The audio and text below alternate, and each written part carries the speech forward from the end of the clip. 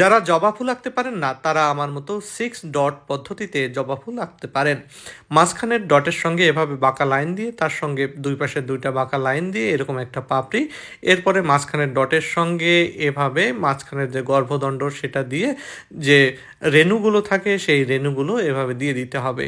এরপরে দুই পাশের ডটের সঙ্গে এভাবে দুই পাশে দুটো পাপড়ি এভাবে দিয়ে দিতে হবে এবং মাঝখানের গর্ভদণ্ডের সাথে এরকম আরও দুইটা পাপড়ি দিয়ে দিতে হবে এবং মাঝখানে দুইটা করে তিনটা করে এরকম দাগ দিয়ে দিতে হবে।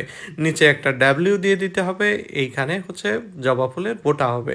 এভাবে নিচের অংশটা দিয়ে দুই পাশে দুইটা পাতা এঁকে দিতে হবে। এইভাবে পাতার মাঝখানে শিরা দিয়ে সাইডে ভাঁজ ভাঁজ করে মাঝখানে শিরাগুলো দিয়ে দিতে হবে। এভাবে দুইটা পাতা কমপ্লিট হয়ে যাওয়ার পরে সুন্দর করে আমাদের একটু ডার্ক করে দিয়ে রং করে দিতে হবে। কেমন লাগলো জবা ফুল আঁকা কমেন্টে জানাবেন।